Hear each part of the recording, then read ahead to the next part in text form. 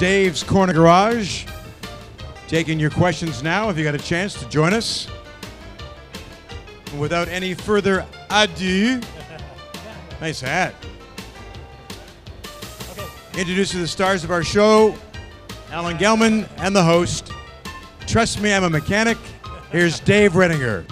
Hey, good afternoon, everybody, and welcome to Dave's Corner Garage. My name's Dave Redinger, and I just wanted to give you a little history of where we come from. About 16 years ago, Alan and myself, we were on CP24 with Mohammed and Ivers, the Love God, the lefty Love God, and we started Auto Talk on CP24. We were then sort of recruited for Talk 640, and we ended up going to Talk 640 where we did Guy's Garage with Johnny B, and that lasted for about 3 years, and we moved over to AM 740. We've been there ever since. Over 1,000 shows. I don't know if you ever heard of us, but we're all getting older. The reality of the show is there is a disconnect between the owner of a vehicle and what's going on under the hood. And that means that that lack of communication is really an issue in our industry. So what we've done is we've partnered up with experts in the field, and basically to give you straight answers on what this business is all about. So let me introduce some of the people that we're going to be talking to. There's Alan Gelman here. Alan is my co-host on the show, and believe it or not, he's been a mechanic for 34 years. Smile for the camera. Yeah, okay. See, normally people don't get to see us, but here they actually can. Yeah, they always say, you don't look like that, do you, really? You have a face for radio. Right. So Alan's been, after 6 years at Greenbelt Motors, Volkswagen. 34 years of running your own business. I don't want to say that I work for Volkswagen anymore, because we have ways of making the car run cleaner. Then we have Trevor. You want to come up here? This gentleman is Trevor Hutchison. He is the National Sales Manager of Crown. And I don't know folks that know Crown. It is a rust-proofing, rust protection company in 3 continents, over 250 stores. We've got about 30 locations now in the U.S., Barbados, if anybody's interested, and throughout most of Europe now. Interesting. So rust-proofing. Barbados, really? Yeah. They don't get salt. Is that your store? How come they're from Barbados? What, they got snow all of a sudden? Trust me, I'm a mechanic. It's the salt air, right? I do trust you. You know, I should say that Trevor's been with the company for 22 years. That's a long time to work for one place. It's a good job. It's a good I'm job. giving notice on Monday. And they're nice people. And behind me is Jim Matthews, and Jim is the president and general manager of Lease Busters. And he's been around for 25 years and 9 months. That's a long time, too. No wonder we all have gray hair. Then we have, sorry, or no hair. Or no. Better to have no hair than be bald. Exactly. Exactly right. Terry O'Keefe is here. Terry is with OMVIC. OMVIC is the regulator for the used car industry and the new car industry. Terry is no spring chicken, I should say. He's been 4 years in this job. He was a professor at Georgian College, and for 18 years, producer at CTV, right? Or CP24? City TV. City TV. Yep. And that's how I first met you. It is. Yeah, because we used to do the show of CP24, and you were our producer. So if you have questions about buying a car, what your responsibilities are, curbsiders, these are questions you should be asking. And I should tell you, if you can stump the panel, we'll give you a shirt. So if you can come up with a question that we don't have an answer to, we're going to give you a shirt. Now, last but not least is Tony, whose last name I cannot pronounce. Tony is with Mr. Transmission. Actually in the business since 1988. Yes, been in the business since 1988, been in Mr. Transmission since 2002. 2002, and actually I did a movie with this gentleman where he actually took a car out, hooks up the machines, and tells you exactly what's wrong with the transmission without even touching it. Well, pretty close. We did touch it with the electronic diagnostic equipment, but that's about all. No tools to it. That's the reality nowadays. If you don't have diagnostic equipment, you can't play the game. Even we as mechanics, you open the hood on the side of the road, there's nothing you can see. You need to have the diagnostic equipment, and you need to be up on the technology. And that's one of the biggest problems in the industry, is this lack or disconnect between the owner and the car. And nowadays, you step on the gas, there's no cable running the engine. It's all done by the computer. You can push as hard as you want, traction control, EGR, all that stuff, all computerized. So if you have a technique, if you got technique to repair computers, you can go into the industry. Which is the last thing I'd like to say is we lack technicians. We're the last of a breed. There's no technicians in the auto industry that are coming up as fast as we're leaving the auto industry. So if you want a career that'll last you a lifetime, I've never been out of work in my whole life, and I'm 66 years old. The reality is... Eat the microphone. They can't hear you. Oh, eat the microphone. The reality is get involved in the car industry. Learn to become an apprentice, become a mechanic, become a technician. There's a lack of trades in Canada, and we're an industry that's really hurting. So just wanted to say that. So we have a couple of questions. I'm going to give the first one here to Jim. This is a question that was emailed in from one of our listeners, and it says, you made a statement that it's better to lease a vehicle than it is to purchase a vehicle. Can you explain, Jim? Well, it's not necessarily better or worse to do either. The whole act of buying or leasing is really up to the individual insofar as how long do they want to keep the car. So if you're comfortable keeping a car for a long time, by all means, buy the car and enjoy it. On the other side of the coin, I've always had a little theory that because a car doesn't last forever, I know all the automakers in here would like to think they could, but you know what, they don't want them to last forever too, because when I look out here, I see a bunch of 2016 automobiles, and guess what? They're going to be making 2017s and 18s and so forth. Anyway, my theory has always been, since a car has very little value, let's say after 10 years, that if there's zero value and you buy a car and you have to maintain it for 10 years and perhaps fix the transmission or rust-proof it or whatever the case may be, what happens is that there's a great deal of money put into the car over that period of time. Notwithstanding, you have to finance the vehicle. 95% of the people have to finance the car, pay interest, taxes, and so forth. So at the end of a 10-year period, let's say, if you divide that full cost of ownership, tires, brakes, maintenance, and so forth, and divide that by 120 months, that's 10 years, there's actually a monthly payment associated, an effective monthly payment associated with that car. In most cases, that's around $275 per month to own that car for 10 years. Well, I gotta tell you, after walking around all the different showrooms here at the Auto Show, you can lease a brand new car, whether it's a Mazda 3, a Honda Civic, a Chevrolet Cruze, for around $275 to $300 a month. So if you do that, you can actually lease 2.5 brand new cars for the same monthly payment as if you owned it for 10 years. And no repairs required? Well, there's some basic maintenance over a 4-year period of time. Like if you buy winter tires, you can get away with not having to buy new tires because you switch them up every year. But by and large, the way they build cars today and the way they maintain cars today, there's very little maintenance. Now, there's one caveat to that, we talked about that, is mileage. Yes, I mean, with a lease, you are contracted a certain amount of kilometers per year. Typically, it's around 24,000 kilometers. Well, if that's the case, if you're putting on more kilometers than that, then you'll have to pay a little bit more per month, but you'll have an allowance of between 30,000 and 35,000 a year. The difference on the ownership side is if you're going to keep it for 10 years, but you're putting on 30 to 35K, well, then basically you'll keep it to 8, because that's, at around 250,000 kilometers, most cars are getting a little bit tired. Good. If you have, is anybody who's listening and watching right now, if you have questions for anybody who's on the panel, be it leasing or transmissions or motor oil, rust proofing, raise your hand. We'll bring the microphone out to you and you can ask away. Anything for leasing at all? Yeah, I have a question regarding leasing. Now, a lot of these leasing companies seem to expect you to, after the lease time is over, to bring back the car in practically the same brand new condition you bought it in, which is obviously next to impossible. Yeah. And they start charging an arm and a leg. Oh, well, we got to fix this up. We got to fix that up, Actually, that's a wonderful question. And it used to be a lot worse. And I think our friend here from Onvic probably feels a lot of complaints about that by leasing customers.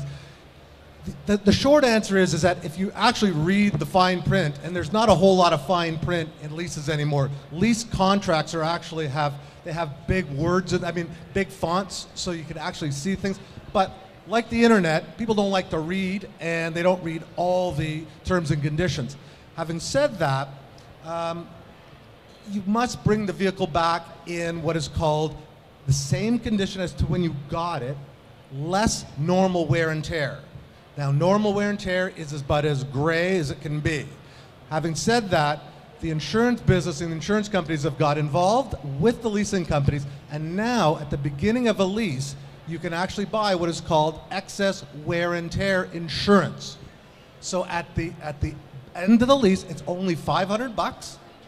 So it's in the big scheme of things, it's $10 a month that will cover you to between $2,500 and $3,500 of excess wear and tear claims. I got to tell you, like, we're more in the lease takeover business, where if you had a lease and you wanted to get out of it, you would hire us.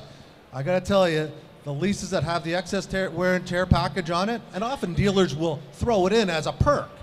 I got to tell you, they get taken over first. I'm sure my friend here from Omvic can tell you a few little stories too. Well, at the same time, too, you have to understand if somebody's giving a car back or wanting unloaded after 3 or 4 years, it's due now. It may need brakes, it may need tires, it may have been the odd ding in the parking lot. So that insurance actually is well worth it. And something that you, if a consumer is returning a car at lease end, it's not a bad idea to take that vehicle to a mechanic, to a body shop, a week before it's going to be returned. Get a report that states the condition it's in, so that if there is a dispute after the fact, because very often we hear from consumers when they turned the car in at the dealership, everything seemed fine. It was a month later when the leasing company says, oh no, there's excess wear and tear, and by now the car is gone and you can't prove anything. So good idea to take pictures and get an inspection before you return that vehicle at lease end. While we got Terry talking, all-in pricing. Now that's the law, right? All-in pricing is the law. Right. Some of you may have seen Omvic's commercials on this. What we want consumers to know that if you're out there trying to buy a car today and you see an advertised price from a dealer, and I stress the word dealer, this law does not apply to manufacturer advertising, and there's a price for a vehicle, that price must include all fees that the dealership intends to charge. The dealership can have an administration fee, that's fine, but it has to be included in that advertised price. There should be no hidden fees, no surprise costs. If there are, and this is an area of non-compliance that Omvic, we're the provincial regulator, that we have concerns with, if they try to charge fees above that advertised price, walk away and please report that dealership to Omvic. So Terry, question, so the only additional cost then, Terry? The only additional cost the dealer can charge on top of that advertised price are HST and licensing. And licensing, it's because they don't know what it's going to cost to plate your car. If you're trading one in, you might have plates that you're just going to transfer. So the cost could vary. Now you should be aware that if the ad is from a manufacturer, say Hyundai puts in an ad for $9,999 for an XL, well, that may not be a dealership ad and that may not apply. So you have to make sure the ad comes from a dealer, because that's where the law applies. Why can't we change that? I don't know. I ask him. Can we not? I mean, because it's confusing as a buyer, as a purchaser. That's a really, really good question, and I can tell you that Omvic, the dealer trade associations and the consumer groups have asked the government to change the law to include manufacturer advertising, so it's not so confusing. That's in progress. Because if anything, it's the manufacturers who spend the majority of the money on advertising. You know, when you see ads from GM or Chrysler or anybody, those are the big ads. Particularly in the big daily newspapers and on TV. But since we're talking about that, it's important to recognize too that when I talk about an advertisement, it's not just about what's in the newspaper. If there's a sign hanging on the vehicle itself, price hanging from the rear view mirror, that's an advertisement. That price has to be all in. Okay, we're going to put Tony to work now. We live in a busy, busy city where our cars really don't move along very fast. I think the average speed in downtown Toronto is 11 kilometers an hour during rush hour. Did you take your step in there, sir? Yes? Okay. Okay, so the question is, if I'm in heavy traffic, is it better to put a car in neutral and sit there and idle, or is it better to leave it in drive? Well, the answer to that question is really easy. Leave it in drive. Move it up closer. There's no reason to have to disengage the transmission, automatic especially. When you're sitting in traffic at lights, are we still on? Yeah. Okay. Let's put it closer to your mouth. Okay, great. Transmissions today are computer controlled. The computer takes over the majority of the function of the transmission. All you really have to do is put it into gear, step on the throttle, release the throttle, step on the brake pedal, and stuff like that. You let the computer powertrain control module take over all the other functions. So you're saying don't pop it in neutral, just leave it in drive? There's absolutely no reason to pop it into neutral. Oh, It yeah, doesn't yeah, benefit. Yeah, but you're in the repair business. Yeah, but when it runs a little faster, though, for example, we do see it in the wintertime. So, for example, if it was a storm out now and you got the rear defroster on and all the rest of the electrical items, you're really going to take that battery down quite a bit. So if you have the opportunity, it can't hurt to actually put it in neutral, you know, and bring the revs Absolutely. up a little bit. It can't hurt. Right. It absolutely cannot hurt it, but there is also no benefits. Most people argue there's a safety disadvantage to putting it into neutral, sitting at for a long time, Yeah, forgetting forget it's to in put it neutral. in gear. Exactly. Yeah. Exactly. I like So that. Okay, this is going to be a From the question. audience, Oh, I'm attention, sorry. shoppers. Go ahead, Seth. We're ahead of ourselves, but it's like the show live, right? We have a question for Trevor Hutchison from Crown. Yeah, just wondering, which is better these days, the spray for the cars for rust or the electronic ones? Well, that's being here at a new car dealership show. You're going to find that really the only place that the electronic is sold is usually through new car dealers. The fact of the matter is that there's never been any proven technology to show that the electronic device actually works in the automotive industry. It is a proven technology, though. And so the thought is it was developed for bridges, something that was submerged in water. The idea of the electronic box is to send a low voltage current through the metal, and the idea is that in metal you've got a positive and a negative charge. If you can neutralize the charge, that you could theoretically stop rust from forming, which is true, but you need to have something that's grounded. So bridges are in water. The water acts as the grounding agent for that. So in that part, it's called cathodic protection. It is a proven technology, just not in the automotive industry. How does this work? Works really good if you take the cap off and spray it. Okay, smart bleep. So, you know, what I'd suggest is anybody that's looking at doing rust protection is do your research. There's so much information that's out there online now. Go to consumer groups like the Canadian Automobile Auto Association. You can go to the APA. The fact is that you should know what you're purchasing. That's what's most important right now. Now, I'd wanted to just add something. Your business model is unique in the industry. You're not a franchise. No, we are a very different company. If you're Yes. familiar with, say, Home Hardware here in Canada, is that Crown is not a franchise organization. We have 240 dealers throughout the country, but they all own a share of the company. So I work for Crown's head office. We're a Canadian company. We manufacture all of the products that you'll see on our website in any of our authorized Crown centers are manufactured up in Schaumburg, Ontario.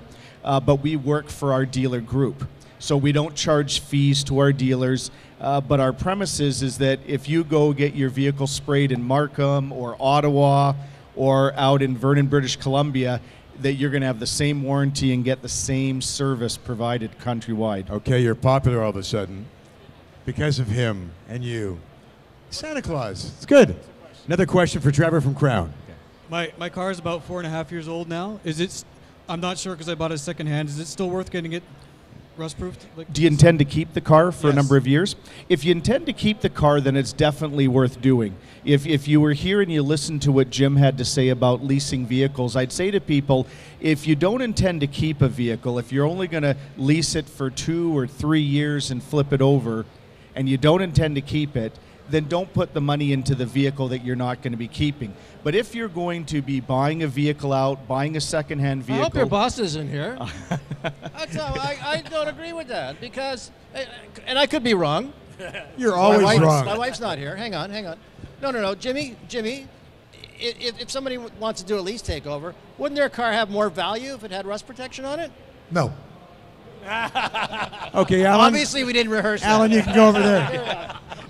No, the reason why it won't have any more value is when people lease cars, they typically lease it for a 3, 4, 5 year period of time to give it back at the end. Oh, so they're not going to keep it. Having said that, the manufacturers could partner up with the Crowns of the world because when the lease comes back and it lands on a dealership's used car lot, that wouldn't you rather buy the used vehicle at the end of the lease that has had crown rust protection for the last 4 years. Thanks, Jimmy. I would. I appreciate that. Okay, I wanted to add something to that. I lease our vehicles. My wife drives it. She put 40K on in 5 years.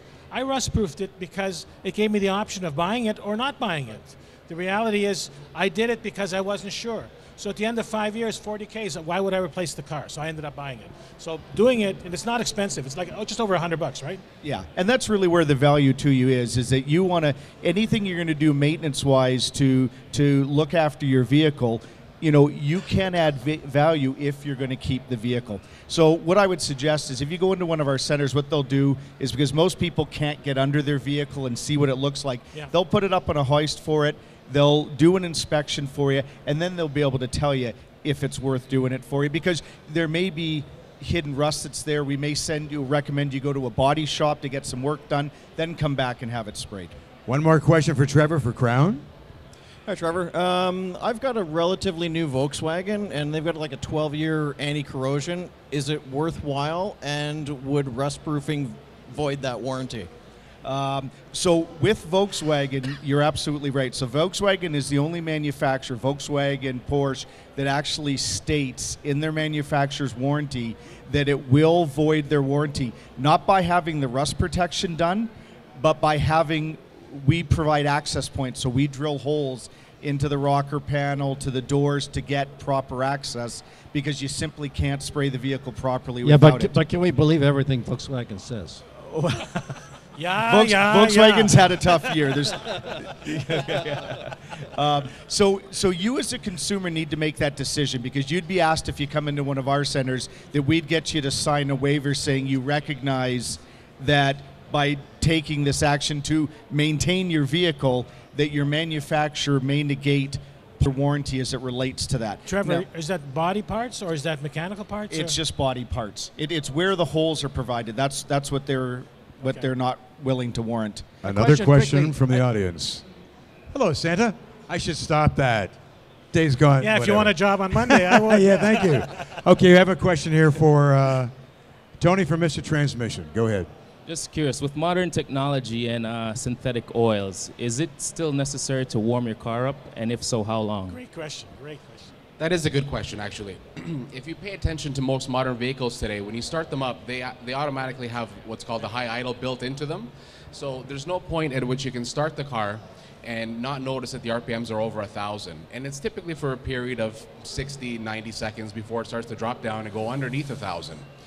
Now, part of the thinking behind that is obviously to put a little bit of heat into all the components that are about to work, but it also gives the lubrication a chance to get to all the areas of the transmission, the engine, and what have you, so it can be properly lubricated before you begin to drive it.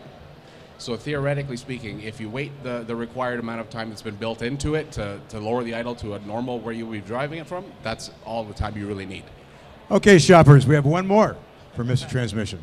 So I have a 2014 Rogue that just hit 60,000 kilometers. So what's your feelings on CVT transmissions and durability? Well, we've got a lot of experience with CVT transmissions and what I would call a little bit of a lack of durability. They do seem to fail, well, we might say more frequently than non-traditional transmissions. For you, I know that servicing them, changing the fluid in it on a regular basis will help it live a little bit longer. Inside the transmission is a whole bunch of moving metal components, and anytime metal components are moving, it creates friction, and friction creates wear. That gets into the fluid and it breaks down the fluid, and keeping the fluid fresh and clean will keep it lubricated, cooled, and live a little bit longer. Tony, I question myself as an independent service provider. A lot of the manufacturers are providing extended warranties on these CVT transmissions, specifically Nissan. Can you take it elsewhere to get it serviced?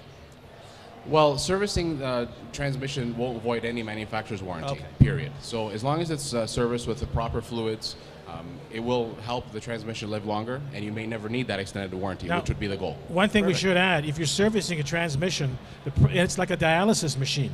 It changes all 8 liters of oil, not just drop the pan and drop what's in the tranny itself, because there's oil in the converters, oil in the rad, there's oil in all those lines, right? So you actually have to do that machine to use. Well, definitely, when you do a transmission service, we do have a machine where we hook it up and exchange all the fluid that's in the transmission. Traditional ways of servicing transmissions in the past, which is actually becoming impossible on most modern transmissions, is by removing the pan and just draining what's in the transmission. Most modern transmissions today don't have bottom pans to drop and drain the transmission out. You can't even measure them. Well, yeah, you can't measure them like the old way with the dipstick. If it's not leaking, it doesn't need oil. Put it that way. Okay, question for Alan. A gentleman has an Expedition with a 5.4 liter engine. He's trying to add oil, and there's a thick sludge in the cap. What is it? Well, it could be, number one, that he's not servicing the car as often as should be. Yes. You're going to get a log buildup of sludge from lack of maintenance. Toyota had a problem like that a couple years ago, and engines were failing altogether because of the sludge buildup. Also could be that the car's never reaching operating temperature as fast as it should. It could be that he lives quite close to work, doesn't really get the car heated up to the right amount. So a couple of different things. If it's just a little foam, it could actually just be the detergent and really nothing wrong with it at all. Any solution? Solution? I mean, you could add a can of flush the next time you do the oil change. Yeah. You don't need to be really aggressive about it. The flush can't hurt. It may help get rid of it. But otherwise, no, just change the oil more regularly. Okay. Now, a lot of cars are sold on Kijiji. Tons of them with addresses that are all the same. And Anvik is going to talk about curbsiders. These are guys that are buying and selling cars without a license, and when you meet them at the mall, that's the last time you're going to see them. So let's talk about curbsiders a little bit. They're really the scourge of the auto sales industry. Curbsiders are illegal, unlicensed dealers. They pose generally as private sellers, though we're seeing more and more of them operating from small automotive-related businesses, repair shops. 28.7% of all classified ads online selling vehicles that appear to be private sales are posted by curbsiders in Ontario. And in British Columbia, it's over 60%. In Quebec, it's 55%. Wow. This is very, very common, very prevalent. And the number one source of inventory for curbsiders is salvage auctions. They buy wrecks from salvage auctions, conduct repairs. Often those repairs are of dubious quality, and then they flog them off, pretending it's their own private vehicle that they're selling to unsuspecting consumers. And the other big thing that we're seeing with curbsiders right now is they're selling vehicles with rollback odometers. It is a growing problem. And it's easy to do. Rolling back odometers today, people think with electronic dashes today you can't roll back odometers. It's easier than it ever was. You just have to buy the right component online on eBay, plug it into the computer, and within 2 minutes that near end-of-life vehicle has found the fountain of youth. Now, there are provinces that don't collect the information for rollbacks. For instance, Manitoba is one, right? I don't know Manitoba's laws. Well, okay, we're saying when it comes out of province. Oh, these guys are buying vehicles from Alberta, Manitoba, Quebec, bringing them to Ontario. It really is a big problem. And if it is an out-of-province vehicle, that historical odometer information that would have been provided on a used vehicle information package in Ontario won't be there because it's never been registered in Ontario before. How can a customer protect themselves or identify a curbsider turn? First thing is the vehicle's usually priced below market value. You know, if it's priced below market value, that's not an opportunity, that's a warning. Secondly, the vehicle is not registered in their name because they don't want you to find them after the sale. So it's not registered in their name, or it's only been registered in their name for a few months. If you're going to buy a car privately, you have to learn how to protect yourself. First questions you should ask when you go to see that car is, can I see the ownership? And do you mind can you show me your driver's license? Because you want to make sure they're the registered owner. If they're not, and they'll have an excuse, oh, I'm selling it for a friend or a family. If they're not, walk away, because it's likely you're dealing with a curbsider. It's a common ploy they use. They'll want to meet you in a Tim Hortons parking lot, a Canadian Tire. They won't want you to know where they live. Often, the vehicle won't have a plate on it, or it'll have a mechanic's plate on it. And because it has no plate, they'll say, oh, we've taken the insurance off it, so you can't take it for a test drive. They won't want you to take it to your mechanic for a pre-purchase inspection. These are all telltale signs that you're dealing with a curbsider. Can you actually walk them through the branding? Branding in Ontario, there's 4 brands. Every vehicle in this province is branded. The vehicles out here in the show, they're branded. Yeah, you got your Chevs and your Pontiacs and your... They carry the brand of none. Oh. If you actually looked at the ownership for those vehicles, it would say brand none. And there's 3 others. Irreparable. A vehicle that has been branded as irreparable, it means it was so severely damaged it can never go on the road in this province again. It can only be used for parts. Then you have salvage. Some of you might have totaled a vehicle. I've done it. That vehicle will be branded as salvage. It can't be driven in that condition, but it is possible to repair it. So you take that salvage vehicle, it then gets repaired, and it has to undergo 2 inspections, a structural certificate inspection and a regular safety inspection. Once it's passed those 2 inspections, the salvage brand is changed at the Ministry of Transportation to rebuilt, and that vehicle can now be plated and put back on the road. Yeah. And so that's what curbsiders are doing. They're buying salvage vehicles, conducting repairs on them, and as I said, often these repairs are of dubious quality, as are the inspections that they're having done. They're rebranded as rebuilt and sold to unsuspecting car buyers. And the source of this is impact auctions, any of those salvage auctions. And we've been for years screaming that if the car's a write-off, scrap the VIN number. It should never be on the road again. That car is junk, it's parts. It should never really rely. And insurance industry says it keeps our rates down by us selling the salvage off. So there's a big fight going on there. This is a question for the transmission guy. Reflashing computers. Well, this is a fun one. Yes. Reflashing computers is becoming more and more prevalent in our shops every day. Basically, what this entails is, because the transmissions and powertrains themselves are operated by computers, in order for that to happen, there needs to be a program written into it by a human being, which performs all the functions that we see on a day-to-day basis from our engines and our transmissions, shifting, upshifting, downshifting, all that kind of stuff. So when there are problems with a particular, program in a powertrain control module that regulates the way the transmission works, you will have a database typically kept by manufacturers with their warranty complaints, and warranty complaints typically lead to a rewrite of a program to have the characteristics of the transmission change to be more favorable to the general public, which will decrease complaints and also decrease warranty comebacks. So we have the ability to actually download from all OEM manufacturers' websites any updated PCM programs that have been created to solve certain issues, whether it's durability or drivability or what have you, and basically erase the PCM and download a new program into it, and it completely changed the way the transmission shifts and the car operates. What's that worth to do? I'm sorry, say that again? What's the value of that? Well, the value is infinite, but when we're talking about dollars and cents, it's only a few $100s. Good stuff. Before we go on, I got a question for Trevor. A commercial. If you go on our website, we're giving away a trip to Las Vegas. All you have to do is go on your iPhone. You can enter. The odds are really a lot better than the Powerball for you to win. Last week, we gave out a trip to Miami. And then next month, we're going to be giving out a trip to Orlando. So if you get on the website, davescornergarage.com, enter, costs you nothing. They ask you 2 questions. Is your car bought or leased? And which radio station do you listen to? That's it. So get on the phone and do that. And I'll make sure I'll look at your entry very favorably. Question for Trevor. How many times do I have to rust-proof my car? Well, you really should do it annually. Okay, why? Well, the climate that we live in, in the rust protection field, there's really 2 types of products. You have a product that would be an annual type product that Crowns is, or you would have something that would be designed to be put on once and not done again, not maintained. But if we're really talking about maintenance in all aspects, and if you're going to get value out of your car, you need to maintain it.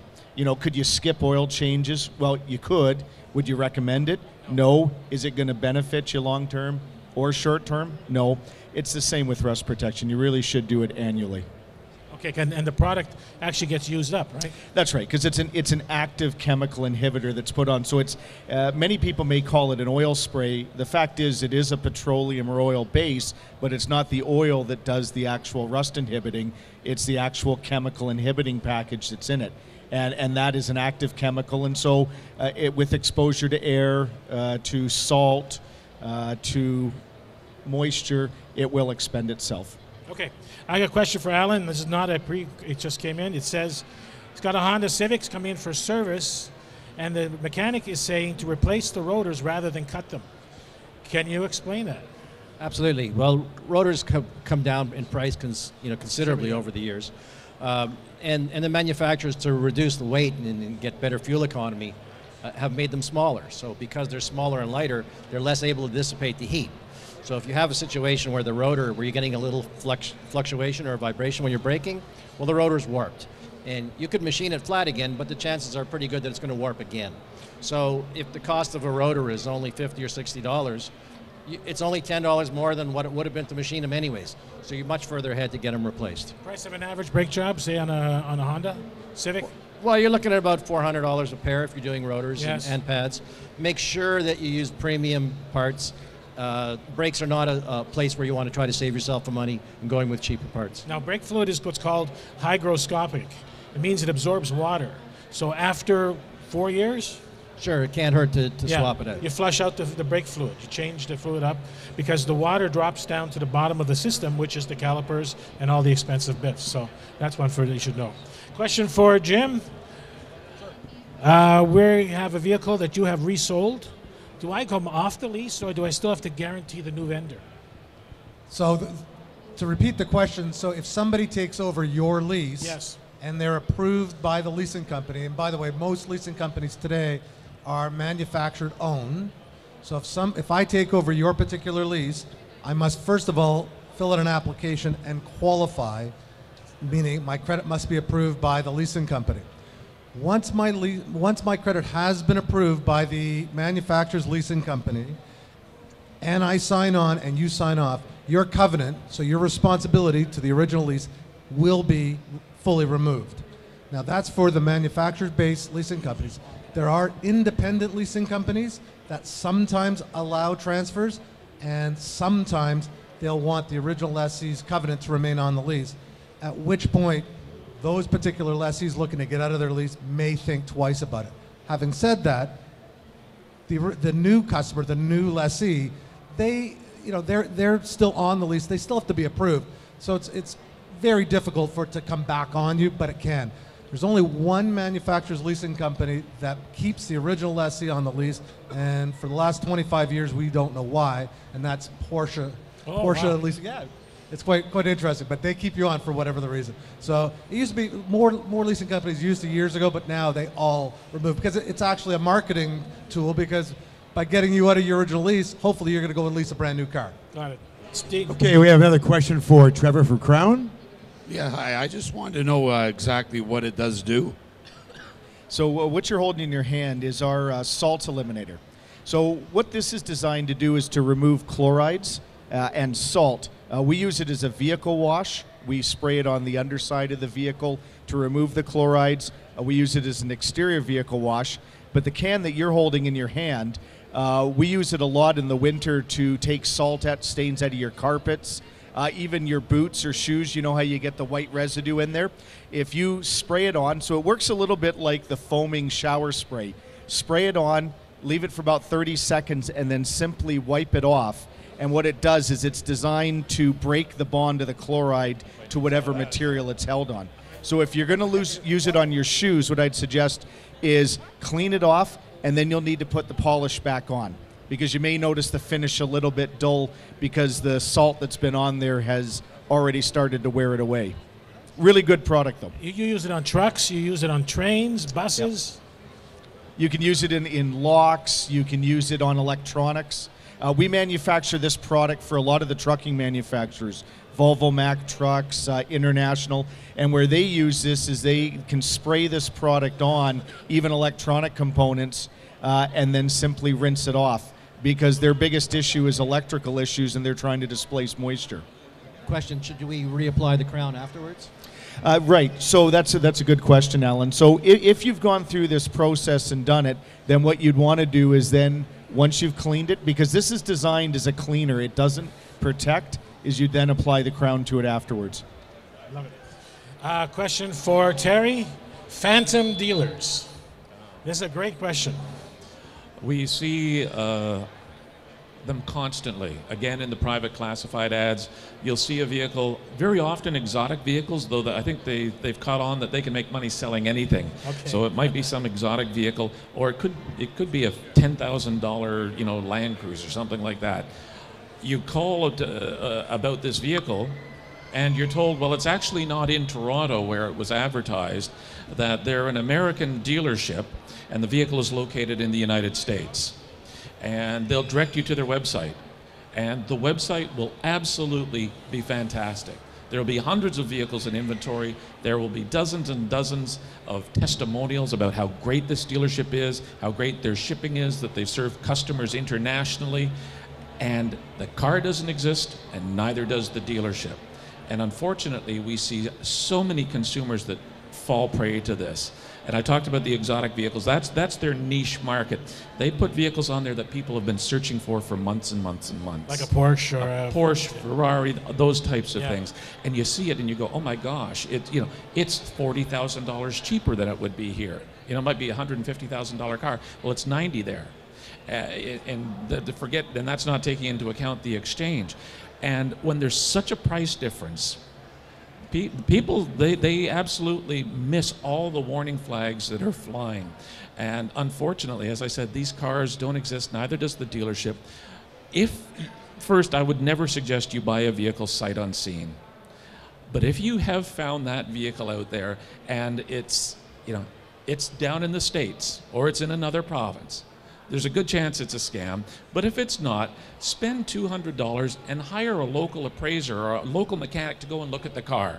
They can verify the car exists, and they can even check it out for you while they're there. So it costs you $200 rather than sending tens and tens of thousands of dollars as a deposit that you're going to lose and never get back. That's happened, hasn't it? It happens every day. You have no idea how common this scam is. I don't know if any of your listeners have actually called about a vehicle. It said it was here in Toronto or in Hamilton or something, and then they're told, no, it's actually located in a shipping company in Halifax, or it's at a dealership in the U.S. Terry, question quickly on the financial end of things. Would not use a credit card to put that deposit down, and would the credit card company not give me any protection? Because they're asking for such large deposits for a lot of these vehicles, they want you to wire the money. And it goes into a bank in Atlanta, and it is gone so fast. It's organized crime. It's organized crime running this. International organized crime. That's what it is. One guy was called Sprint Motors, so they looked up Sprint, and Sprint is a telephone company down there, so there's the sign. So it can't be bad. And that's the type of thing they do, because they know consumers are going to do a little bit of checking. We've all used Google Street View, so it's Sprint Motors, and this is a real story. It's a true story, yeah. And so they picked an address of a Sprint Telecom building, so they went to look. Oh, there's a building with a Sprint sign on it to try and give it legitimacy. Of course, it wasn't. As I said, I know of police officers that have lost $25,000, $30,000 to this scam. I know of one gentleman who lost $110,000. Wow. He had just survived a near terminal illness, and to try and, this was what he was going to do for himself after the fact. He sent the money, and of course, the vehicle never came, and his money was gone the instant that it was transferred. And you have no authority at all with this, do you? No, most of they're operating from from Eastern Europe, Africa. They won't be found, but the money is gone. Buy in haste and repent in leisure. This is Dave's Corner Garage on Sirius XM, channel 167, and we are coming to you from the Toronto Auto Show. And with us, Dave Redinger, Alan Gelman from Crown, Trevor Hutchison, Tony from Mr. Transmission, Terry, and Trevor. We got all these T's here. Terry from Omvic, and Jim Matthews from Leasebusters. Back to Dave. Okay, question for Tony, actually. Brand-specific fluids. Walk us through that. Brand-specific fluids, very important today. Each manufacturer or brand, as you want to call it, they all have a different additive package that's added to their transmission fluids, base stock, we'll say. All transmissions today have a different characteristic in the way they operate. Some of them require an additive in it that requires the clutches, let's say, or the friction elements inside the transmission to slip a little bit during engagement. Otherwise, it will create unwanted vibrations or noises. Others are quite the opposite. Others require an additive package in it that has that friction element grab on and hold tighter, because it has other issues that will cause sensations of slip and such. There's also other additives that are put into oils today to decrease the amount of foaming that happens inside of it, because foam creates air, and air doesn't lubricate anything, as we all know. The other thing is too, heat. Heat is a big factor when it comes to fluids and oils and how long they last inside the transmission. So any additives that are added to particular transmissions based on how hot they typically run, These are all reasons why we have brand-specific transmission fluid. So if you use a universal type fluid, or heaven forbid the wrong type of fluid in the transmission, it'll create problems unknown to you because of the fluid, such as slips or chatters or moans and groans, even noises. It's odd stuff like that. So preventive maintenance is very important, but using the right types of oils is extremely important to achieve the desired result. Great answer. As a matter of fact, I had a problem with my own car that I created. Believe it or not, the guy with all kinds of experience used a non-specific. We were sold a fluid that they said, oh, you can use that in everything. And sure enough, within weeks, had a shutter, started changing parts. Yeah, definitely. And then when I called my Mr. T guy, he said, what'd you use for fluid? And I told him, and he said, you can't. So in my case, it was a Honda. And he said, change the fluid, and within 2 weeks, you're going to see a difference. And sure enough, that's what it was. Yeah, definitely. So We see it all really, the time. and you do your tranny fluid so infrequently, how much you're really saving by using the off-brand? You're really not saving much at all. Can transmissions be repaired? Like, over the years, I've seen lots of faulty transmissions, but most of the time, my mechanical facilities I've been in touch with, they're simply replacing transmissions with remanufactured transmissions. Is there a repair to any problems or challenges? All of our centers have certified transmission rebuilders or repairers on staff. So every transmission that we see is technically either repaired or rebuilt as necessary. If there's an internal defect in the transmission that requires removal and dismantling to inspect and see what the problem actually is, yeah, there are lots of times when it's something minor and it requires a minor repair. It's never really a minor build because there's a lot of labor involved to remove the transmission from the vehicle, dismantle the whole unit, put it back together, put it back in the car. So, we can definitely limit the cost to all of the customers by repairing transmissions when they're possible. The other way, when you do a transmission that's been remanufactured or been repaired at a separate facility, sold as a remanufactured transmission, it's just got one price affixed to it, and really that's all you can do. Well, the most important thing is, Dave mentioned earlier, we talked about maintenance, and don't disregard or don't ignore warning lights. You drive your car every day. If a light comes on, and get it checked. Or, for example, if it seems like it's operating differently, maybe it's shifting a little harder. In fact, you guys offer a free road test, do you not? Well, we have what's called a free road test and multi-check. We take the vehicle around the block, we observe the way it functions, we take note of all the external electrical or if the color is a little bit older, mechanical componentry. And we also do a scan test on it quickly to determine if we've got something that's going on in the transmission, or if it's something engine related that's drivability masking itself as a transmission concern. Right, and getting back to Jimmy's question, so a lot of times it can be something that's external, and the transmission doesn't have to come out. But if you ignore it, it will become an internal problem, and it becomes a much bigger bill. This is a question for Trevor. Walk us through the process of rust-proofing your car.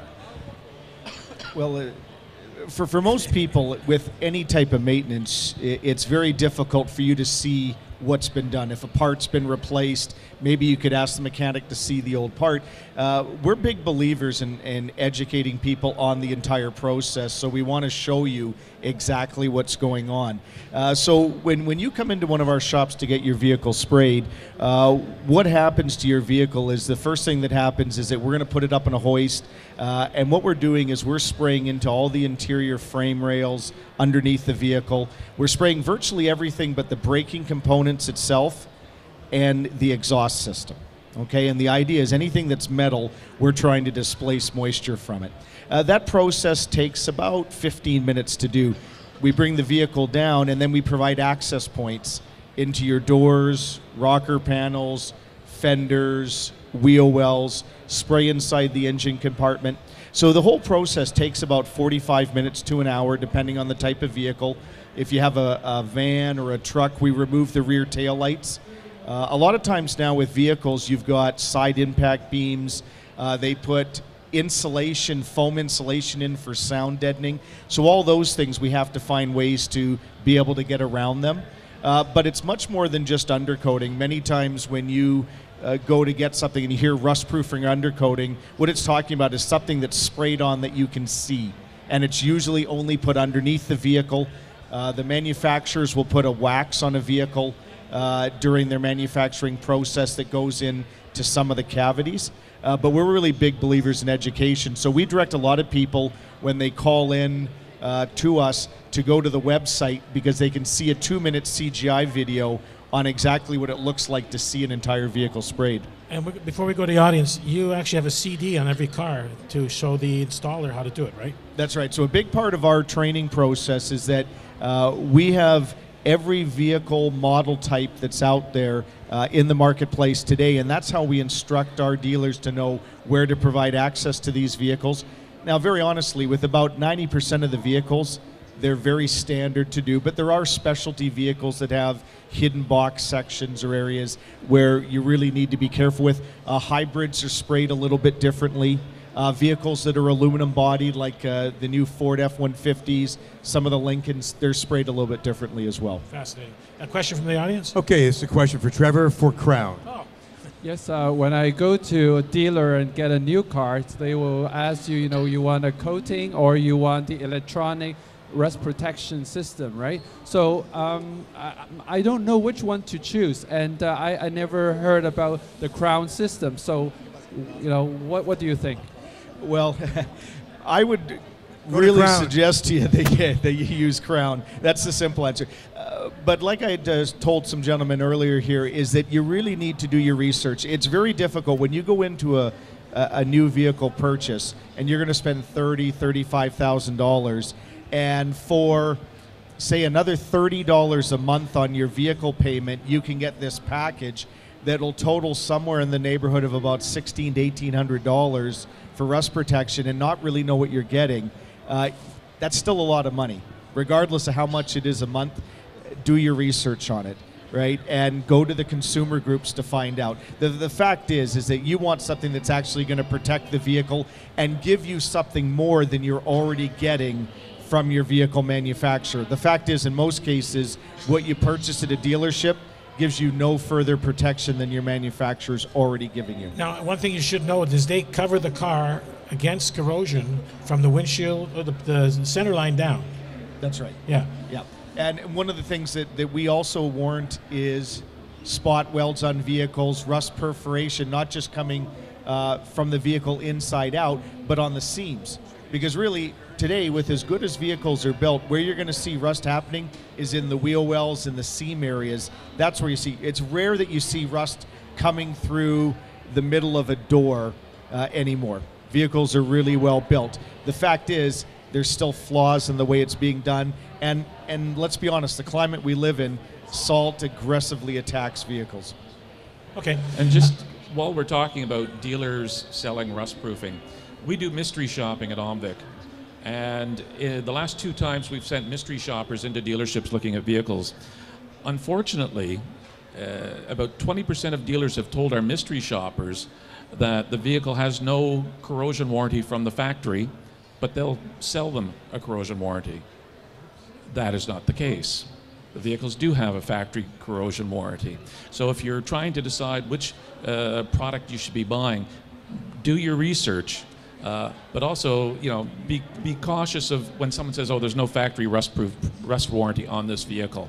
It's a trend that we're seeing that we're going to address, but we want consumers to be aware of it as well. And the last question we have is for Jim. Walk us through your system. Well, there's 2 systems at LeaseBusters. There's a system to take over a lease, and there's a system to get out of the lease. About 95% of the people that come to leasebusters.com across Canada are coming there to actually take over a lease. So they're what we call lease buyers. The reason why people take over a lease as opposed to leasing a new one is because they don't want to be restricted to a longer term lease. So when you take over a lease, it's just like leasing a brand new vehicle. The only thing different is rather than going to the dealership to look at the car, you're actually looking at a used car. So you still must deploy all the same type of protection items and protocol as buying a used car, such as getting the vehicle inspected, getting a car proof report, or making sure that the vehicle hasn't been in an accident. Doesn't matter if it has, but as long as it's been properly repaired.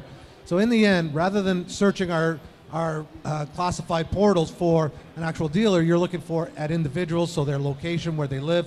So you find the right car that suits you with respect to the monthly term, the monthly payment, the number of kilometers, so on and so forth. Everything you look at when you're looking to lease or buy a used car. When I go on your site, sorry about that. When I go on your site, there is a cash incentive to take over a lease. Yeah. Explain that. Okay. The reason why there's a cash incentive is a lot of people who are looking to get out of their lease have been back to their dealership and they've discovered that in order to give their vehicle back, the market value difference, so the lease deficiency, is between $8,000 and $10,000. That means they owe $8,000 to $10,000 more on their car than what the wholesale market value is. And that, by the way, is true whether you are leasing it or if you finance the car. In fact, oftentimes it's way worse if you're financing, because most people finance the 13% of tax.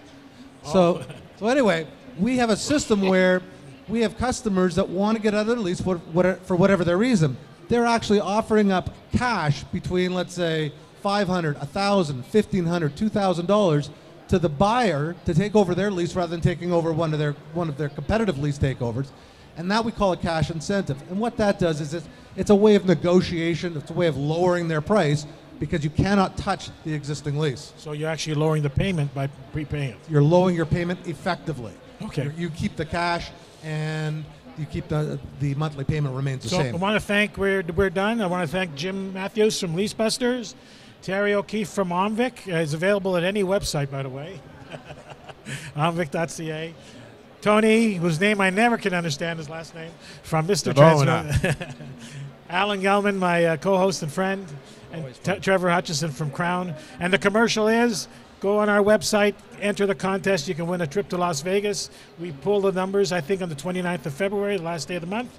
And then we're doing a trip to Orlando. So davescornergarage.com. Thank you for joining us. It's been a pleasure. Hope you learned something. I learn something every day, so it's good stuff. Thank you again. Have a great day. Oh, you want another question? Well, do I have to ask a question? Yeah, sure, go ahead. Like, how do you basically figure out if the salt eliminator is actually removing all the salt? How does the salt eliminator, how do you know you've removed all the salt? Okay, that is a really good question. The easiest way that you'd know is you'd be able to feel it. If you took the back of your hand onto the paint of your vehicle, you'd actually feel like it was coarse or rough on the paint. When you spray this on and then wipe it away and rinse it off with the water, you'll actually feel like you've polished it a little bit. Okay, the way that we tell on metal is we do what's called a chloride test to be able to show how it removes it. But really, the biggest way you'd see is the feel and the shine that it leaves would tell you how clean it is. Good question. Thank you again, and enjoy the rest of the show.